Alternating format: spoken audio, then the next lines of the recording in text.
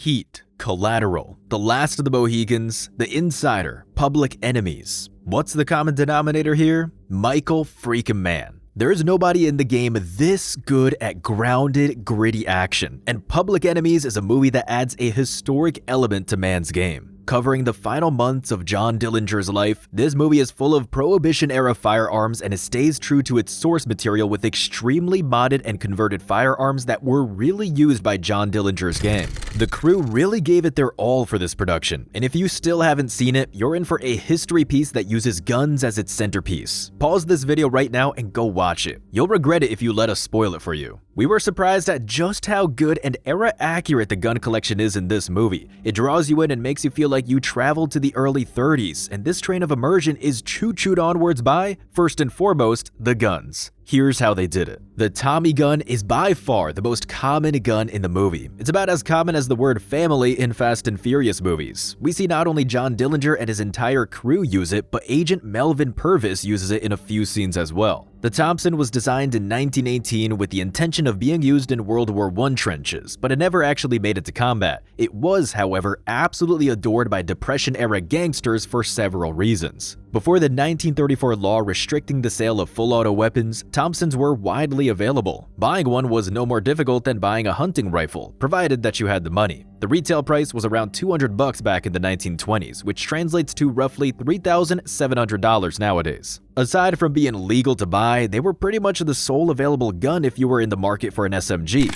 Thompsons were the only submachine guns available in the United States in the 1920s and early 30s. If you wanted an SMG, the Tommy gun was your only option. Although gangsters at the time did use other weapons as well, the Tommy gun was a great choice because it was designed for close quarters combat and it could pump someone full of lead in seconds. When you're in the business where shootouts with law enforcement are common, that's a great weapon to have, and the weapon itself became infamous, psychologically affecting people at the mere sight of it. The Thompsons we see in the movie are supposed to be the 1921 models, but some of them are the 1928 A1 models that were finished to look like the 1921 model. This was the first model put into major production with at least 15,000 produced by Colt. The barrel has a blue finish, and the 1928 A1 model props used in the movie were coated with a blue finish to make them more similar to the 1921 models they're supposed to portray. The 1921 model featured a vertical foregrip for better control, adjustable sights, and high-quality wood, which is why it was so expensive. The 1928 A1 models are much better known as military firearms, as they entered production before Japan attacked Pearl Harbor and changes were made to accommodate military requirements.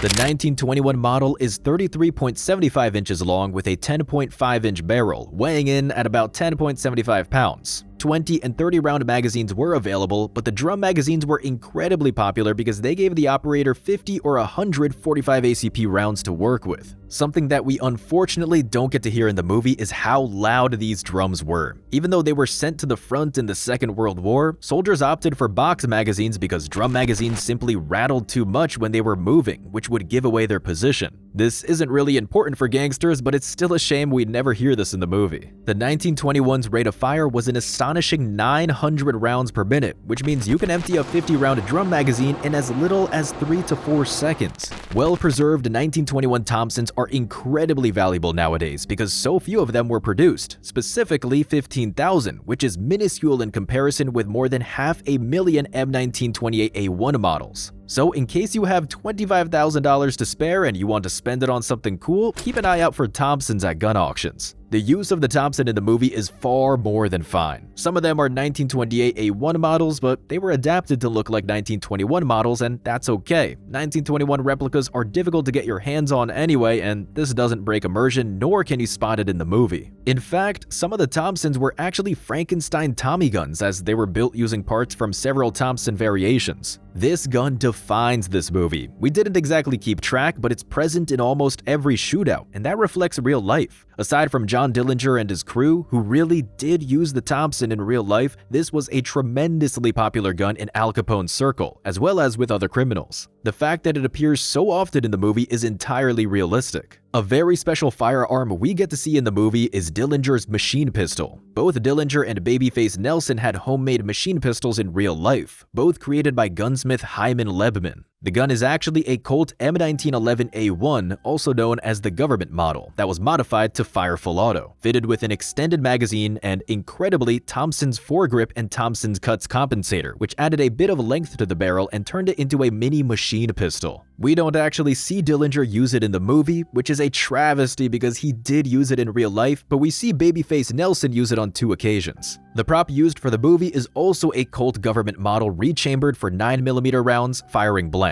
The original machine pistol was chambered for .38 super rounds, which could pierce body armor. This is actually acknowledged in the movie as Nelson says, "I know you bastards wear vests," as he opens fire on Agent Bomb. Now, because of the timing, you might think that this is the first machine pistol ever created, but it falls short of the Austrian Steyr M1912 machine pistol, developed during the First World War. After that, the Mauser C96 would follow suit with its full-auto Spanish remake during the 1920s. Nevertheless, the fact that Dillinger's gunmaker improvised machine pistols from a Colt M1911 is amazing. Aside from the improvised machine pistol, we also see a regular government model. Throughout the entire movie, Dillinger keeps 2 of them in a leather shoulder holster. We never actually see him fire them, but he does use one to threaten a bank manager into opening the vault. Dillinger really did use that gun in real life, but it's known that he preferred .38 super pistols in real life, while the 1911A1s used in the movie are chambered in .45 ACP rounds because there were no .38 super blanks available. The same gun is used by FBI agent Melvin Purvis. Toward the end of the movie, as Dillinger is hiding out, he carries a Colt Model 1903, which is a great concealed firearm. This is, according to reports, the actual gun Dillinger had on him when he was killed in July 1934. The 1903 model also carries the moniker Hammerless, which is factually incorrect because the gun does have a hammer. It's just enclosed within the rear part of the slide.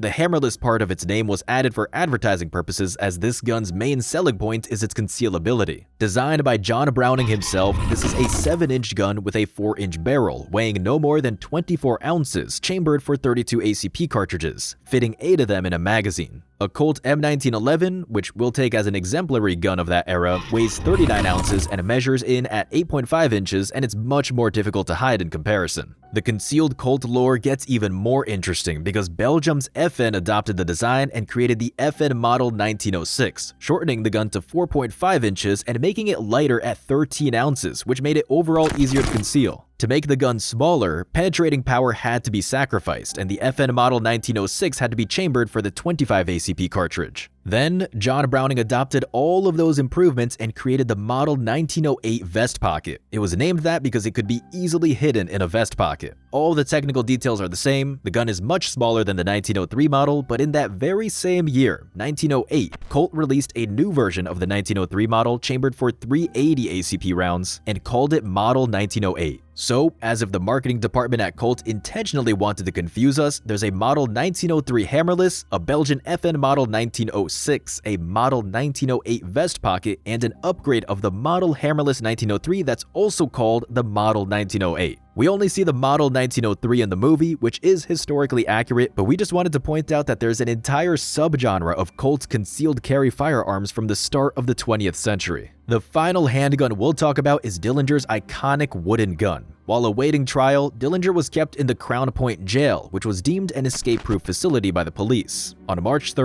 1934, Dillinger took a piece of wood, used razor blades to carve it into the rough shape of a gun, and blackened it with shoe polish. He used this wooden gun to threaten and lock up 23 jail cops, neither of whom actually looked at the gun because Dillinger held it at such an angle they couldn't get a good look at it, so they all assumed he had a real gun. He literally bluffed his way out of imprisonment. Dillinger then gained access to the armory and stole a few Thompsons before getting into the sheriff's car and driving away before anyone even noticed what happened. Even though we're talking about a hardened criminal and a murderer, we have to applaud the ingenuity here. By the way, this escape scene was filmed at the real Crown Point jail. Even though it's a museum now, as a new jail opened in the 70s, production worked on the original building to make it look the way it did back in the day. The Little Bohemia shootout was also shot at the actual lodge. That's just an insane level of attention to detail on Michael Mann's part. Even though it's most famous for its use in the Second World War, the M1918 Browning automatic rifle was used by Dillinger's gang. John himself was rarely seen with it, but Babyface Nelson did use a Colt Monitor, which is a commercial version of the BAR. Unlike what we're used to seeing when we think of the BAR, the Colt Monitor doesn't have a bipod as it's designed for shoulder fire. Instead, there is a separate pistol grip and the rifle itself is shorter with an 18-inch barrel, while standard BARs have a 24-inch barrel. The Monitor is also somewhat lighter than BAR A1 and A2 at 16 pounds and 3 ounces. Just like its predecessors, however, it could fire steadily at around 500 rounds per minute fed through a 20-round magazine. The BAR replica used by Van Meter in the movie has a noticeably shorter barrel than its real-life counterpart. This is odd because no one in Dillinger's gang was ever documented shortening the barrels of their BARs, but it's possible Michael Mann wanted to give a nod to Bonnie and Clyde, who in real life used sawed-off BARs. With this in mind, we have to take a look at the Winchester Model 1907.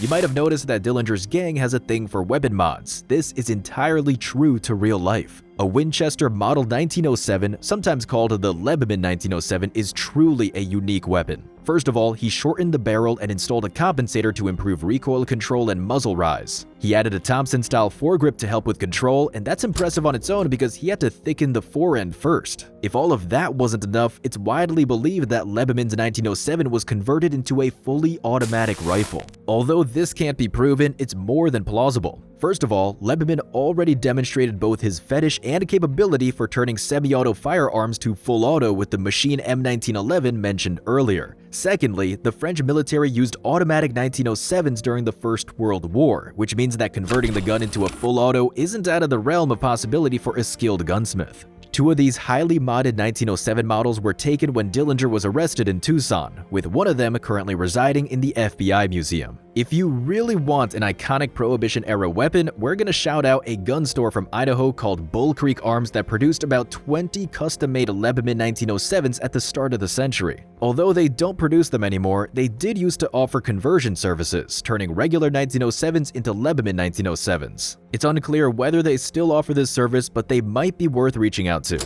The normal, so to say, Model 1907 was a remarkably advanced rifle for its time. Its production run started in 1906, and it would take almost 4 decades for the M1 carbine to overcome the 1907 smart design in its very specific tactical niche. It saw a lot of use during the First World War, mostly by France, but also by the United States, Russia, and Great Britain. The Winchester Model 1907 is regarded as a sort of prototype of what we now know as assault rifles. It's the assault rifle before assault rifles existed. When Agent Melvin Purvis uses his Mauser 98 Sporter to shoot and kill Pretty Boy Floyd, we get to see a great little moment that shows just how much attention Michael Mann pays to firearms in his movies. If you watch closely, you'll see Christian Bale utilize the double trigger setup. Now, what is a double set trigger? This bit of engineering genius greatly reduces the trigger pull. You could use the front trigger to shoot the gun normally with, for example, a 5-pound trigger pull. However, if you pull the back trigger first, it reduces trigger pull to just a few ounces. This allows the user to run with the firearm with its normal trigger pull without fear of accidental discharge, but when they're ready to shoot, the shooter can minimize the trigger pull to make control easier. It's designed for fine shooting, so to say, and that's the exact thing Bale uses it for in the movie, which means that the firearm advisors on set did their jobs well. We don't see the 98 Sporter in the movie aside from this scene, but this moment alone deserves mentioning.